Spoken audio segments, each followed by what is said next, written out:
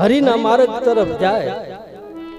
આજ આપણે આજ વડીલોની હું દશા, કરોડો રૂપિયા છે ભગવાને દોમ દોમ સાહેબી આપી છે મને તમને, ખપાળીએ ખાપો ને એટલું બધું આપ્યું. પાર્કિંગમાં ગાડી મૂકવાની જગ્યા છે પણ એની માં કે એનો બાપનો ખાટલો રાખવાની જગ્યા નથી. ધૂળ પડી રૂપિયામાં.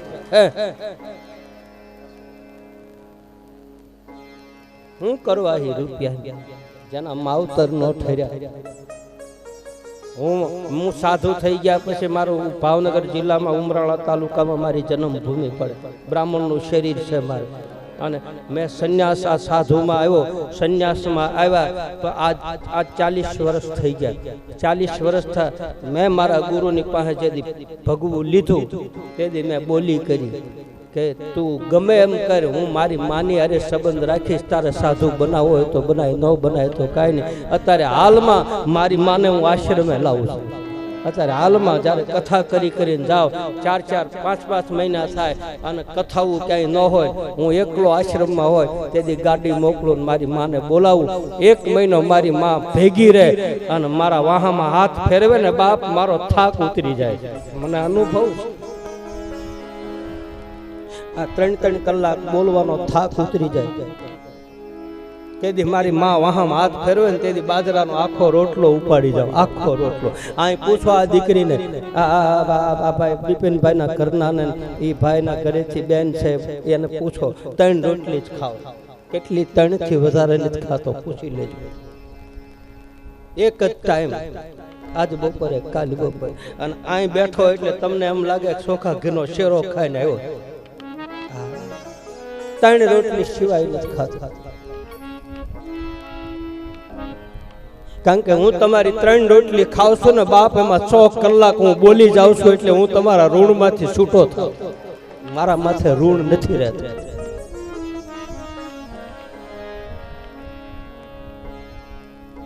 આખું ઘર માન બિપિનભાઈ એનો ભાઈનો દીકરો બેન કાંતાન એ આમ બિપિનભાઈ ઘરના આમ વારી ઘણી આવીને કે બાપુ શું બનાવવું, શું બનાવવું, શું ખાવું, તમારે શું ખાવું. બસ બેટા 2 રોટલી દઈ દે, ખાઈ લીધું બસ.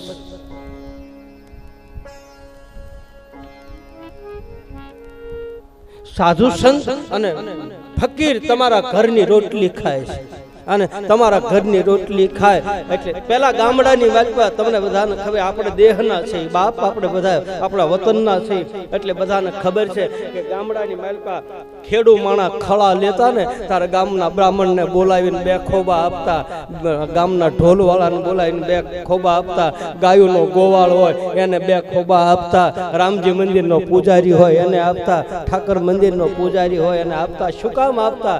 એ તમારી કણકી ખાય ને એટલે તમારા ઘરનું ધ્યાન રાખતા, તમારા ઘરમાં કઈ વિપત્તિ ન આવતી. તમે બધા દેતા બંધ થઈ ગયા ને એટલી બધી માથાકૂટ ચાલુ થઈ ગઈ. મેં મારા ગામની માલપા મેં લોટ માગેલો અને હું ઘરે ઘરે તાંબડી લઈને જતો. એનો લોટ ખાધા હોય ને એનું કોઈ દી બુરું ન કરાય. જે ભાણામાં ખાધું હોય ને એ ભાણામાં કોઈ દી થૂકાય નહીં, તો નમક હરામ કહેવાય.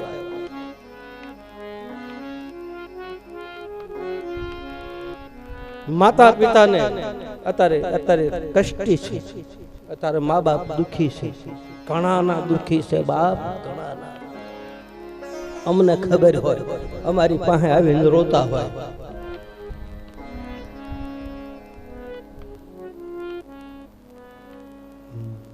આ વૃદ્ધાશ્રમ બનવા માંડ્યા ને પાંજરા પોળ જેમ ઘરડા ઘર નો થવા માંડ્યા. હું કામ હાસવતા બંધ થયા, તારે ઘરડા ઘર થયા ને. હું એનો કોઈ વિરોધ નથી કરતો પણ એ થોડું નાથ મોવડા કાઢી લીધા, બળજાને મૂકી દીધા.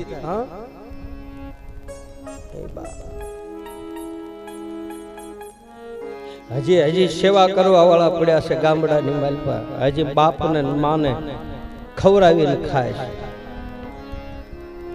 હું વખાણ નથી કરતો. આ બિપિનભાઈ બેઠો ને આજ એ માં કહેતા હતા પાર્વતીમાં કે બાપુ બિપિન છે ને ગમે એ કામ કરે ને મને પૂછે, એને બાપાને પૂછતો ને મને પૂછતો. અત્યારે પૂછીને કામ કરે છે. અત્યારે આ બેઠો કરોડો રૂપિયાનો માલિક છે.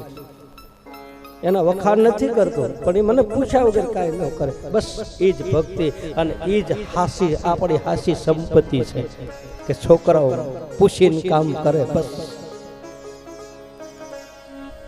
પૂછ્યા વગર કે કાંઈ નથી કરતો. બે ભાઈઓ અમને પૂછે, બે ભાઈઓના ઘરેથી બે મારે વહુ છે ને એ માં કે બાપુ મારી વહુ નથી, એ બે મારી દીકરીઓ છે, હું એને એમ રાખું. અમને ચારે જણા પૂછે. આ એના વખાણ નથી કરતો હું, આપણે રાજી થાય. સુખેથી ઘર ભર્યું ભર્યું રહેતું હોય, હળી મળીને રહેતા હોય, એમાં સાધુ સંત ફકીર કોઈ પણ ના ઘરે આવું સુખ હોય, એમાં સાધુ રાજી થાય જ બાપ. એમાં સાધુ સંત ફકીર સદગુરુ રાજી થાય. જેના ઘરમાં હસી ખુશીથી રહેતા હોય, આનંદથી રહેતા હોય, કિલ્લોલ કરતા હોય. બીજું આપણે શું જોઈએ? મા બાપ ને ઠારો. કોઈ પણ ગમે એટલા બધા કથામાં બધા બેઠા એ બધાને મારે હાથ જોડીને વિનંતી, કોઈ દિવસ માતા પિતાને કષ્ટી ન આપતા, કારણ કે એ હતા તો આપણે સહી. એને આ જગત આપણને દેખાડ્યું, 9 મહિના ઉદરમાં રાખ્યા, લોહીનું દૂધ કરીને મને તમને પાયું, ખોળામાં લઈ અને મોટા કર્યા. એ ભૂલો ભલે બીજું બધું, મા બાપને ભૂલશો નહીં, ભૂલો ભલે. ધંધુકા પુનિત મહારાજ, અમારા ગોવાળ બેઠો ધંધુકાનો પુનિત બાપુએ લખ્યું છે. આ ભજન પુનિત મહારાજનું છે, ધંધુકામાં થયા. હે ભૂલો ભલે મા બાપને એ ભૂલશો નહીં, અગણિત છે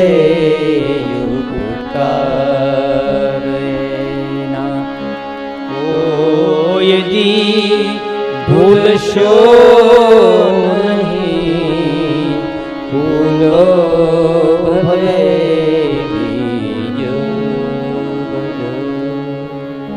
પહેલું ઋણ છે ભગવાનનું, બીજું ઋણ છે મા બાપનું.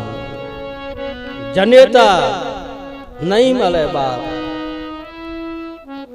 પૈસા મળશે, સંપત્તિ મળશે, સત્તા મળશે, સાહેબી મળશે, પણ કરોડો રૂપિયા લઈને બજારમાં નીકળો અને કોઈ એમ કહો કે અમને માં આપો, તો માં ક્યાંય નહીં મળે બાપ. રૂપિયા દેતા માં, અને રૂપિયા દેતા કદાચ માં મળી જાય, પણ માનો પ્રેમ નહીં મળે, માનું માતૃત્વ નહીં મળે.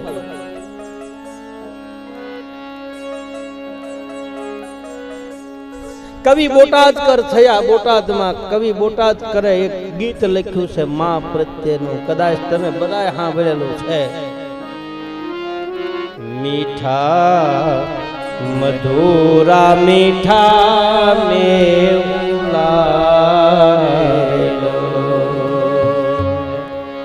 એથી મીઠી છે મોરી માત રે જનની, જોડ સખી નહીં જડે. એથી મીઠી છે મોરી માત રે જનની, જોડ સખી નહીં મળે. એ જનની જોડ સખી નહીં જડે. એ જનની જોડ સખી નહીં. ભરેલી જની આખડી રો, યમની ભરેલી જની આખડી રો, યમની ભરેલી જની આખડી રો,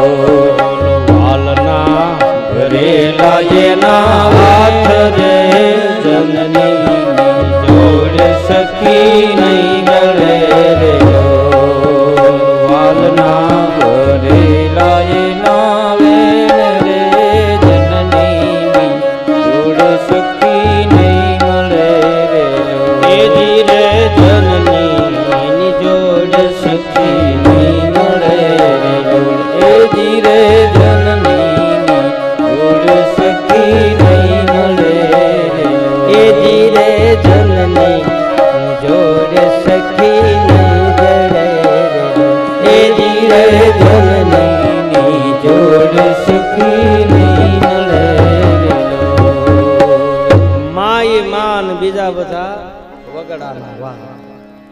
આ બીજું ઋણ. અને ત્રીજું ઋણ છે પિતૃઓનું, એટલે કે દેવતાઓનું. મારી તમારી ઉપર પિતૃઓના ઋણ હોય છે, અને પિતૃઓ તૃપ્ત થાય પછી જ બધા કાર્ય સિદ્ધ થાય છે. પછી માને તો ન માને તો એક વાત અલગ છે, બાકી પિતૃનો આખો લોક છે. 28 પ્રકારના નર્ક બતાવે છે. એમાં પૂ નામનું નર્ક છે, અને પૂ નામના નર્કમાં બધાના પિતૃઓ નિવાસ કરે છે. એમાંથી પુત્ર પિંડદાન કરી અને પોતાના પિતૃઓને તારે એને પુત્ર કહે છે. પૂ વત્તા ત્ર બરાબર પુત્ર. પૂ નામના નર્કમાંથી પોતાના પિતૃઓને તાર્યા એટલે એનું નામ પડ્યું પુત્ર. પુત્ર, છોકરો અને ગગો, આવા 4 આપણા નામ પડે. પિતૃઓને તારે તરી જ પુત્ર કહેવાય. નાનો હોય ત્યારે કે મારો છોરો છે, મારો ટાબરિયો છે, કે મારો મારો મારો મારો છોરો છે, એમ જ કે. પરણી જાય પછી છોકરો ન કે, દીકરો પરણ્યો એમ કે. છોકરો પરણ્યો એમ ન કે, લગભગ કે પછી કોક, બાકી લગભગ હોવાઈ ગયા પછી એમ કે દીકરો પરણી ગયો. અને નાનો હોય ત્યારે ગગો કે. આ 4 નામ છે. ગગો મારો ડાયો પાટલે બેસીને એવું કે, પાટલો ગયો ખેંચીને ગગો ગયો. અરે હાલા કરું ભાઈ ને જો બાવો આવ્યો. એટલે નાના હોય તારે ગગો કે. ત્રીજું ઋણ છે પિતૃનું. અને પિતૃઓ તૃપ્ત થાય ને પછી બધાય તૃપ્ત થાય. પછી માં કુળદેવી હોય એ આમ આમ 16 કલાની થાય. ભુવા જે હોય ને, માતાજીના ભુવા આમાં બેઠા હોય, એને ખબર હોય કે માતાજીનો પાઠ માંડે ને પછી આમ ઠાકરને પાટે બોલાવે, અને પછી પિતૃ આવે ને એટલે પિતૃ માના પગ થોભે. એમાં એમ બતાવે છે કે માતાના પગ થોભે પિતૃ. જ્યાં સુધી પિતૃ તૃપ્ત ન થાય ત્યાં માતા આવે નહીં. માં અટકીને ઊભી રહે. પિતૃ રાજી થાય પછી જ માં આવે. એટલે મારીને તમારી ઉપર ત્રીજું ઋણ છે પિતૃઓનું. આ રામદેવજી મહારાજની કથામાં બતાવે. પહેલું ઋણ ભગવાનનું, બીજું ઋણ મા બાપનું, ત્રીજું ઋણ પિતૃઓનું, અને ચોથું ઋણ છે મારા તમારા સદગુરુનું. આ ચારેના ઋણમાંથી મુક્ત થાય તારે આ જીવને ગતિ મળે. એક જગ્યાએ ઋણ રહી જાય તો ન્યાય એને પાછો જન્મ લેવો પડે છે. આવું ભાગવતકાર કહે છે. અંતે જ્યાં ઋણ રહી ગયું, આપણે બધા આવી છીએ. આ સંસારમાં દરેક જીવ આવે છે એ બધા કેમ આવ્યા છે? ઋણાનુબદ્ધ, લેણ દેણ. મારીને તમારી લેણ દેણ હોય એટલા દી અહીં રોટલી ખવાય. લેણ દેણ પૂરી થઈ જાય એટલે રાજા હોય કે રંક હોય, અમીર હોય કે ગરીબ હોય, મારીને તમારી બાજરી ખૂટી ગઈ એટલે મારે તમારે આ જગતમાંથી વિદાય લઈ લેવાની. પછી આપણે કહીને તોય કોઈ રોકાય? અંજળ પૂરા થઈ ગયા. હમ પરદેશી પંખી મુસાફિર આયે ઇધર હમ સહેલાણી. રહેવું તમારી નગરીમાં જબલગ હો દાના પાની. જબલક દાણા પાણી હોય ત્યાં સુધી સંસારમાં બધા રહે, અને દાણા પાડીને અંજળ પૂરું થઈ જાય. આપણે બસમાં ગામડામાં મહેમાનને બેહારવા જાય નથી કહેતા કે ભાઈ આવજો, પાછા ફરીને આવજો. ત્યારે બસમાં બેઠો બેઠો મહેમાન એમ કે ભાઈ અંજળ. હવે અંજળ હોય તો અવાય. આપણું અંજળ લખાયેલું હોય તો અવાય. અને અંજળ જ્યાં ન લખાયેલું હોય ને ત્યાં નથી જવાતું. ભાણામાં રોટલી તૈયાર કરી હોય અને એ આમ આમ આમ આમ કોળિયો મોઢામાં મૂકવા જાય ને ત્યાં પડી જાય. કારણ કે એ કોળિયો એના ભાગ્યમાં લખાયેલો નથી. દાણે દાણે પર લીખા હે ખાને વાલે કા નામ. મારા ને તમારા નસીબમાં હોય, અંજળ હોય ત્યાં જ જવાય છે. લેણું દેવા માટે કોઈ આવે, કોઈ લેણું લેવા આવે, કોઈ અધૂરું પૂરું કરવા આવે. ઘણી વખત એવું પણ બનતું હોય છે, મા બાપ હારા હોય, આમ ઘરમાં બધું દોમ સાહેબી હોય તો છોકરું કોઈ ખારું ન થયું હોય, એ છોકરું ઉડાવ થયું હોય તો બધા એમ કે આનું કારણ હું એ લેવા આવ્યો છે, એ ઓલા જન્મનું બાકી છે એ પૂરું કરવા આવ્યો, એ ઉડાવ થવાનું કારણ કે એ લેવા જ આવ્યો, અને એનું પૂરું થઈ જાય એટલે તરત એ બંધ થઈ જાય.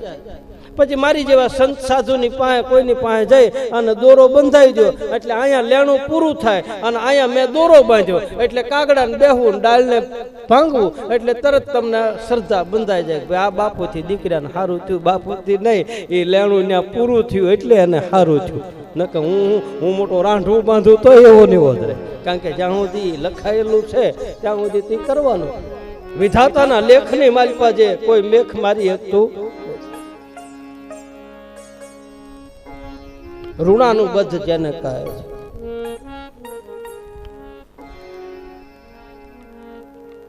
ઋણી બનીને આપના હવે બીજે હૃદય ઘવાય ક્યાં.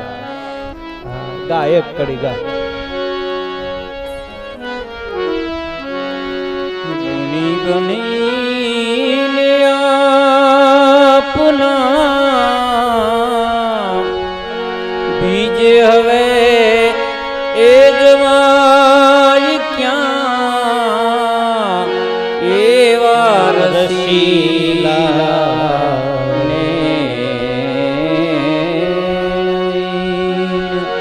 બીજે હૃદય ગવાય ક્યાં. એવા રસીલા સતાર બાપુ દાસ સતાર રાજપીપળા, એના ગુરુ અનવર મિયા. સતાર બાપુ રમતા નવરાત્રીમાં પેલા સ્ત્રી પાત્ર ભજવતા, પગમાં ઘૂઘરા બાંધીને આમ નાચતા, અને એવું ઠુમકું લઈને નાચતા હતા ને એવો રાગ ને એવું ગળું. અને એક દિવસ એના ચોકની માલપા અનવર મિયા નામનો ફકીર ખેલ જોવા માટે આવ્યો. આમ ઓટા ઉપર બેઠો છે, પગેલો સમર્થ પુરુષ, ખુદાના નૂરને જાણી ગયેલો. આના સતાર બાપુ આમ ઠુમકા લઈ અને સ્ત્રીના લુગડા પહેરી અને નાચતા હતા ને એમાં એને સામું જોયું. ઓ ખેલ પૂરો થયો ને કીધું, સતાર आदाब बाप जी, इधर आजा बेटा, क्या बात है? बोले पानी का मटका है ना, उसमें से थोड़ा पानी पिला दे बेटा.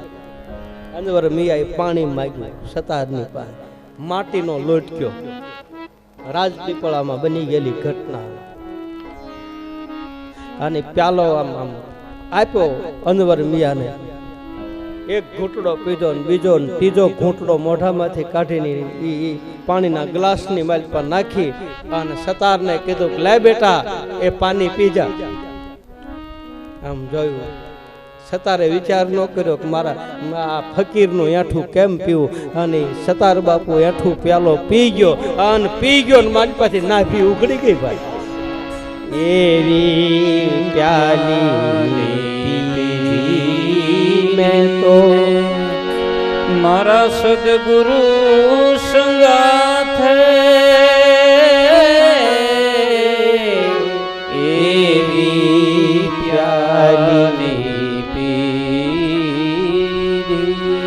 પિતા મારી એ પ્રીત બંધાણી રે એવી પ્યાલી. સતાર બાપુએ લખ્યું કે એવા રસીલા નેન છોડી ઋણી બનીને આપના હવે બીજે હૃદય ખવાય ક્યાં. ગુરુના ઋણમાંથી કોણ મુક્ત થઈ શકે? મા બાપના ઋણમાંથી કોણ છૂટું થઈ શકે? ભગવાનના ઋણમાંથી કોણ મુક્ત થઈ શકે? અને પિતૃઓના ઋણમાંથી કોણ છૂટું થઈ શકે? આપણે આ ચારેને શું આપી દઈએ? હા, મા બાપને આપણે શું આપી દઈએ ભાઈ? ભગવાનને આપણે શું આપી?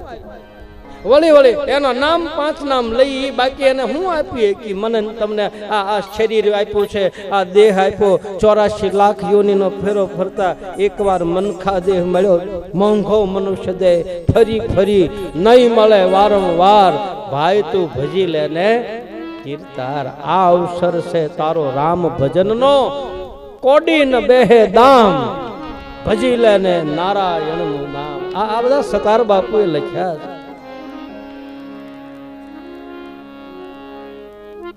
ભગવાનના ઋણમાંથી મુક્ત થવું હોય તો કથા કીર્તન સત્સંગ 5 નામ લેવા, એટલે એના ઋણમાંથી મુક્ત થવાય.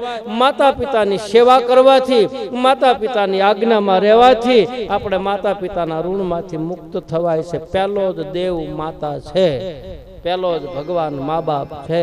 આમાં ગામડામાં ભજન ગાય ને તારે આમાં આમ હાથમાં રામસાગર લઈને સાખી બોલે કે પ્રથમ કોને સમરીએ, કોના લીજીએ નામ, માત પિતા ગુરુ આપના, પછી અલખ પુરુષના નામ. પેલા મા બાપ, પછી ગુરુ અને પછી અલખ પુરુષ. ભગવાને 3જો નંબર રાખ્યો કે પહેલા તમારા મા બાપને રાજી કરો, પછી સદગુરુ રાજી થાય અને પછી ભગવાન કહે હું રાજી થાવ.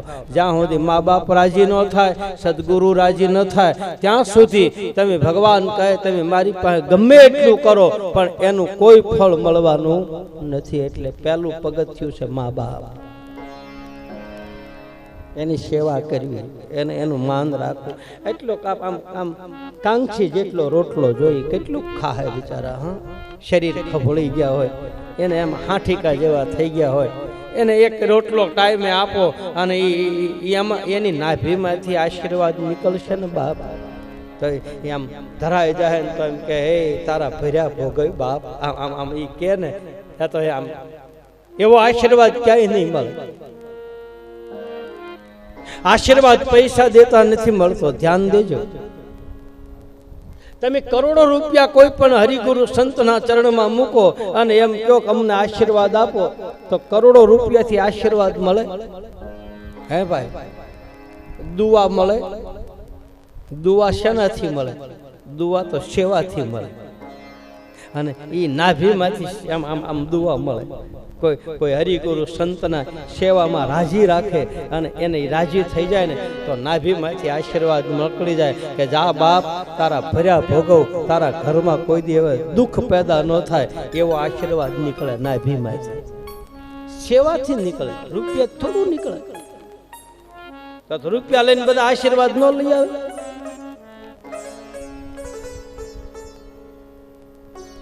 મા બાપની દુઆ લાગી જાય, કદુઆ ન લેવી. જો આપણા શાસ્ત્રોમાં છે ને, હવે હું કેટલું કહું હું તમને, 9 જણાની કોઈ દી 9 જણાનો કોઈ દી નિહાકો ન લેવો. આપણી કાઠિયાવાડી ભાષામાં કહું મારી, 9 જણાનો કોઈ દી નિહાકો ન લેવો. હવે 9 જણા ગણાવું, ગણજો. એક મા બાપ, એક વૃદ્ધ માણસ, હાવ વૃદ્ધ થઈ ગયા હોય, એનો કોઈ દી નિહાકો ન લેવો. એક બાળક એ ભગવાનનું રૂપ છે, એનો કોઈ દી નિહાકો ન લેવો. એક સાધુ સંત, સાધુનો નિહાકો ન લેવો. અબળા નિરાધાર બાય હોય, એને બહુ આપણો આમ ધા લાગી જાય ને તો એકલી બેઠી બેઠી એમ કે મારે કોઈ નથી તારે ને, મારે કોઈ નથી તારે, તમે બધા મને હેરાન કરો છો ને. અને એ પછી એમ કે જેનું કોઈ ન હોય ને એનો મારો ઠાકર હોય, એમ મારી પાસે બોલે. મને મારું કોઈ નથી તારે, તમે બધા મને કહો છો ને. એટલે એનો ધા ન લેવો, એનો નિહાકો ન લેવો.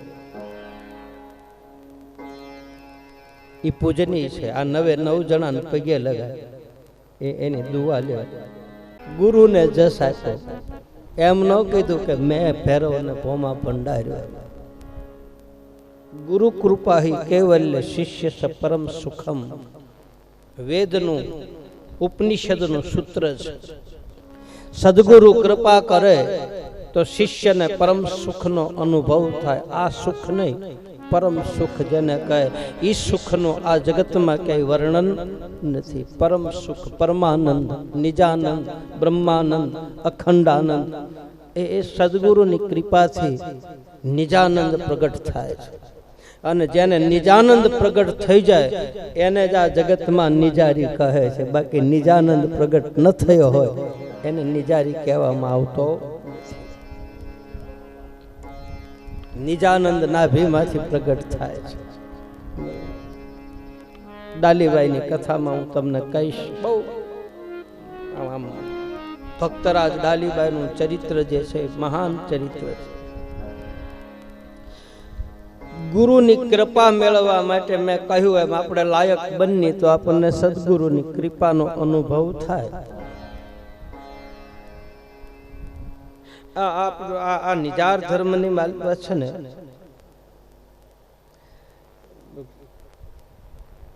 ઘણા મને મળે ને એમ કે બાપુ અમે અધિકારી છીએ. અધિકારીનો અર્થ શું થાય? અધિકારી એટલે શું? અધિકારપણું ક્યારે મળે? આપણે લાયક બનીએ ત્યારે અધિકારપણું મળે છે. પાત્રતા આપણી કેળવાય અને આપણે પાત્ર બનીને પછી અધિકાર પ્રાપ્ત થાય છે. અને અધિકાર પ્રાપ્ત થાય પછી સદગુરુ પરવાનો આપે છે. ત્યાં સુધી પરવાનો આપતા નથી, ત્યાં સુધી મોર સાપ ન મળે. લાયકાત મેળવવા માટે, અધિકારપણું મેળવવા માટે રામદેવ કથાની માલિકા બતાવે કે પહેલા તો શરૂઆતમાં મેં કહી દીધી સત્ય હોવું જોઈએ. બીજું ધર્મને ધારણ કરેલો હોવો જોઈએ. ત્રીજું કપટ ન હોવું જોઈએ. ચોથું દંભ ન હોવો જોઈએ. અને પાંચમું પૂરેપૂરી શરણાગતિ સ્વીકારવાનો ભાવ પેદા થવો જોઈએ. આ પાંચ વસ્તુ જેની પાસે આવી જાય એ આ જગતમાં અધિકારી જીવ ગણાય છે. ભગવાન શંકર ને ભવાની ચર્ચા કરે જ્યારે હિમાલયની ગુફા ઉપર ખોપરા ઉપર બેસી અને જ્યારે આ નિજાર ધર્મની વાત કહે એ વખતે ભગવાન શિવજી ભવાનીને આવું કહે છે કે હે દેવી, પાત્રતા કેળવવા માટે, લાયકાત મેળવવા માટે આવી પાંચ વસ્તુની જરૂર પડે છે. અને જેની પાસે પાંચ વસ્તુ આવી જાય છે એ લાયક બની જાય. પછી 18 વર્ણમાં કોઈ પણ જીવ હોય, કોઈ પણ જીવાત્માની પાસે આ વસ્તુ આવી જાય એને અધિકાર મળે. અધિકાર મળે પછી સદગુરુ પરવાના આપે, પછી પંજા લગાડે અને પછી મોર સાપનો સિક્કો મારે કે સદગુરુએ પછી સહી કરી જેણે પ્રેમ જ્યોત પ્રકાશી રે.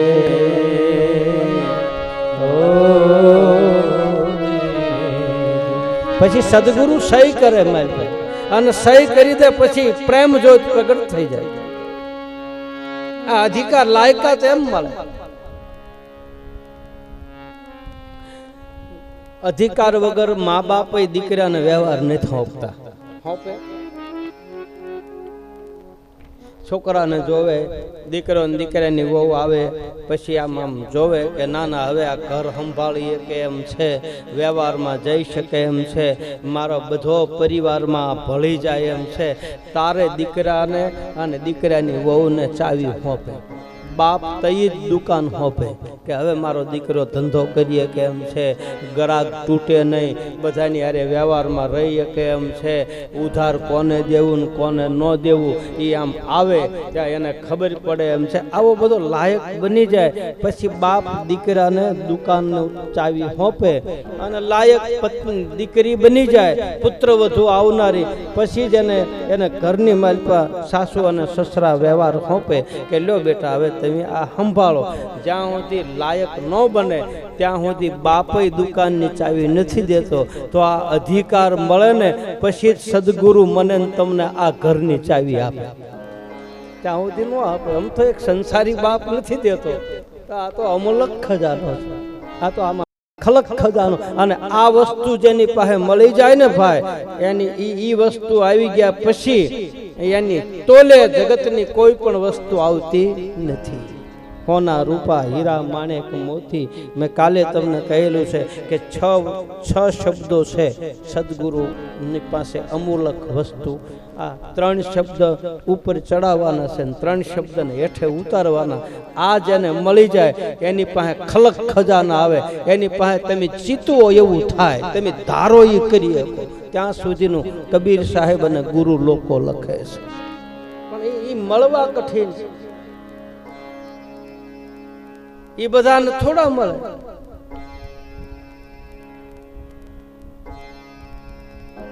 રામદેવજી મહારાજના નિજાર પંથની જે ધારા છે ને એ 6 ક્રિયાનું જ્ઞાન છે,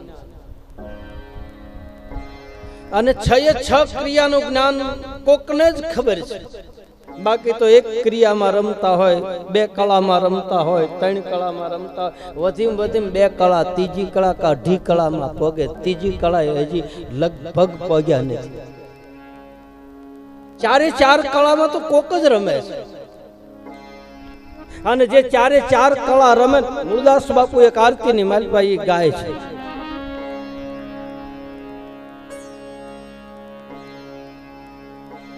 અરે આરતી ગાય છે ને, એ આરતીમાં ચોથી આરતી 4 યુગમાં ફરી રે, ચોથી આરતી 4 યુગમાં ફરી રે. હું તો આરતી ઉતારું ગુરુ રામની રે, હું તો આરતી ઉતારું ગુરુ રામની રે. ગુરુ રામની રે, ગેબી રામની રે, ગુરુ રામની રે, ગેબી રામની રે. હું તો આરતી ઉતારું ગુરુ રામની રે, હું તો આરતી ઉતારું ગેબી રામની રે. ચોથી આરતી 4 યુગમાં ફરી રે, ચોથી આરતી 4 યુગમાં ફરી રે. આમાં 4 ક્રિયાનું જ્ઞાન બતાવે, અને 4 ક્રિયાનું જેને જ્ઞાન થઈ જાય ને 4 યુગમાં ફરે. એ યુગે યુગે આવે.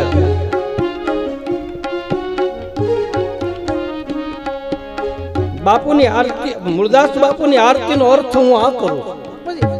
એમણે જે અર્થથી લખ્યું હોય, પણ હું એનો અર્થ આ કરું કે આરતી આ જીવ સદગુરુનો ચરણનો અધિકારી થયા પછી આ જીવ મરતો નથી, પછી 4 યુગમાં હારે હોય છે, 4 યુગમાં અખંડ હોય, અમર બને છે, અમર પદ. પછી એને જ્યારે પ્રગટ થવું હોય ત્યારે થઈ શકે. આ મોક્ષ ગતિ એટલે શું ભાઈ? મોક્ષ ગતિ એટલે શું? મોક્ષ ગતિ એટલે ભગવાનની સામે આમ બેહવાનું, એનું નામ મોક્ષ ગતિ. તો જ્યારે જ્યારે ભગવાન અવતાર ધારણ કરે ત્યારે એ બધી ગતના જીવ જેટલા છે, ગતમાં પગી ગયેલા 12 કરોડ જીવ છે અત્યારે હાલમાં. 12 કરોડ જીવ રામદેવજી મહારાજના નિજાર પંથ ઉપર હાલનારા મન વચન કર્મથી આમ પામી ગયેલા પુરુષો 12 કરોડ જીવ અત્યારે છે.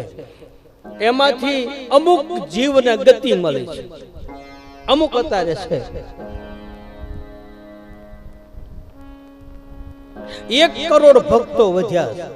ચોથા યુગમાં 12 કરોડ હતા. બલિરાજાના વખતમાં 12 કરોડ નિર્વાણ પદ પામ્યા. 12 જૂન 24 કરોડ નીકળ્યા હતા. બલિરાજાના વખતમાં નીકળ્યા હતા 24 કરોડ.